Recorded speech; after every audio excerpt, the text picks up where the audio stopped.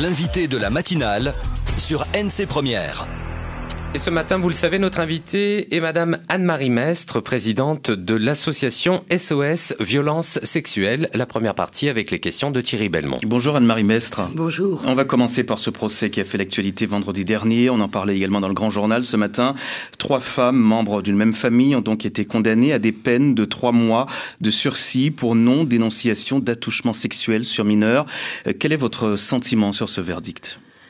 Je n'ai pas l'habitude de commenter des décisions de justice, mais je crois qu'il est important que ce genre de fait soit signalé, sanctionné, dans la mesure où cette loi du silence dont on parle partout est quelque chose qui s'applique la plupart du temps.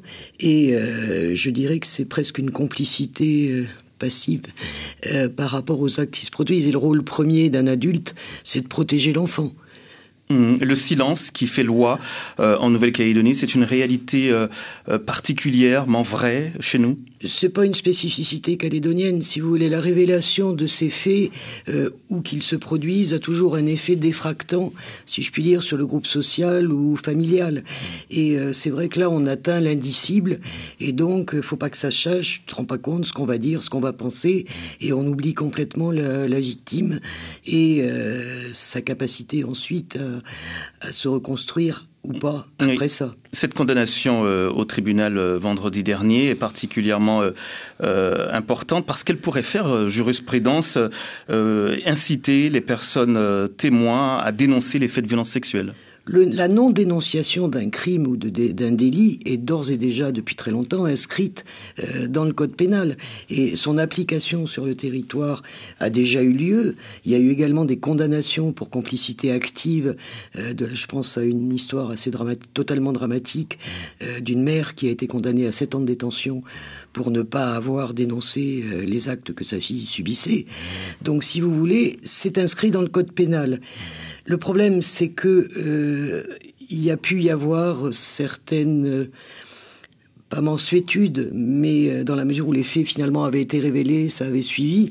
Mais c'est quelque chose. Il y a beaucoup de parents, beaucoup de familles qui accompagnent les victimes, mais il y en a aussi beaucoup qui occultent, qui font pression pour que ces faits ne soient pas révélés, ou pour que ces faits ne soient pas crus. Elle raconte des histoires où elle oubliera ou ci ou ça ou autre chose.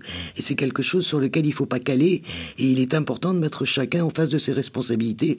Et la première responsabilité, c'est de protéger les victimes et les enfants. C'est ça, il faut que l'entourage agisse, mais aussi les victimes, on l'a compris. Cette jeune fille a subi des attouchements de son beau-père, ensuite de son oncle. On aurait pu éviter ce drame, on peut le dire, si l'entourage avait agi rapidement.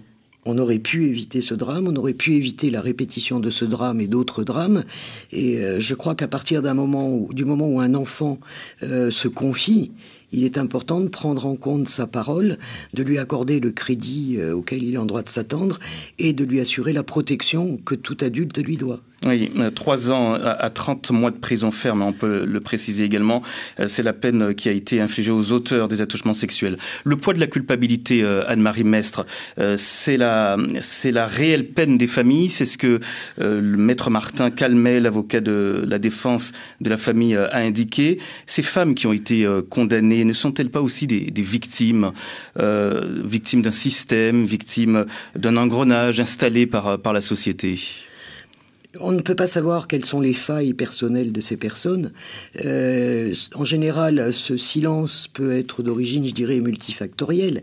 Il n'empêche que notre rôle, à nous, d'adultes, c'est de trouver le courage de protéger ceux qui sont plus vulnérables que nous, quelles que soient nos propres vulnérabilités, si vous voulez. Et je crois qu'il est important de s'inscrire dans cette logique-là. Je suis adulte, j'ai des enfants, que ce soit des nièces, des cousines, des petites filles, peu importe. Il faut dépasser le poids de la famille, dépasser le poids du groupe social, quel que soit le milieu, quelle que soit l'ethnie. La révélation d'atteintes sexuelles est toujours quelque chose de déstabilisant pour le groupe. C'est pas toujours simple. Ça n'est jamais simple. Si c'était simple, on aurait moins de soucis. Ça n'est jamais simple. Mais notre dignité d'homme et de femme est à ce prix, si vous voulez. Oui. Quand je dis les associations comme la vôtre tentent d'aider les victimes, est-ce que le mot est juste quand je dis tentent d'aider les victimes ? J'espère qu'on y réussit.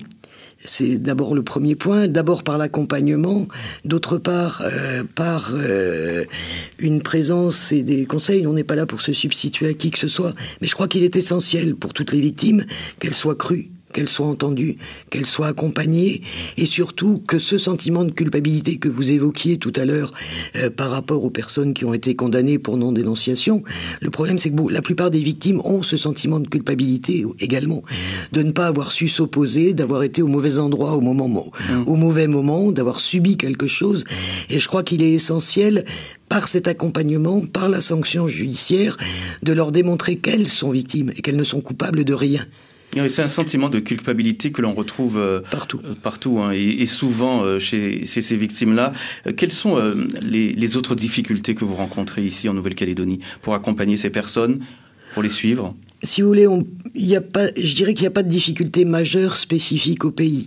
À partir du moment où les faits ont été révélés, que ce soit auprès de la police, de la gendarmerie, de la justice, du maillage des travailleurs sociaux ou autres, on est un petit pays, les gens se connaissent et les réseaux, les relations interpersonnelles, y compris avec les institutions, font qu'on a fait la preuve de notre crédibilité et que les victimes peuvent à ce moment-là, obtenir ce qu'elles pensent devoir obtenir et ce qui est normal.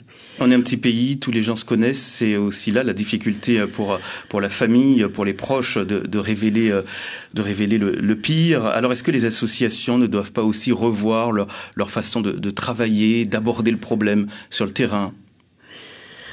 Si vous voulez, je crois que la Calédonie n'a pas de spécificité. Vous prenez le fin fond de la campagne en métropole, vous prenez un quartier chic à Paris, à Bordeaux ou ailleurs. De toute façon, dans un groupe social, quel qu'il soit, ces faits sont inaudibles, et comme ils sont inaudibles, soit on les occulte, soit on fait en sorte que, voilà. Et mais donc, que ce soit dans les campagnes d'ailleurs, où il y a 2000 habitants ou en Nouvelle-Calédonie, est-ce qu'on ne doit pas s'adapter à partir du moment où on est dans un petit milieu, justement? S'adapter à quoi ? Les associations, est-ce qu'elles ne doivent pas s'adapter à leur façon de travailler ? Tout simplement, lorsque l'on se trouve dans un petit milieu, dans un petit pays. Non, je pense pas. Je pense pas. La preuve en est, c'est que la majorité, beaucoup des victimes qui nous font confiance viennent accompagnées de leur famille et il n'y a pas forcément de déni.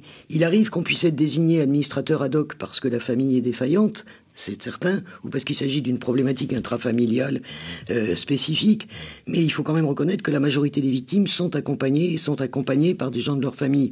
Donc je crois que chaque cas est un cas particulier, chaque victime a son environnement, sa sphère avec ses problématiques à elle, et nous, notre rôle, c'est de catalyser tout ça dans l'intérêt bien compris de la victime. De l'association, est-ce qu'il y a d'anciennes victimes ? Non.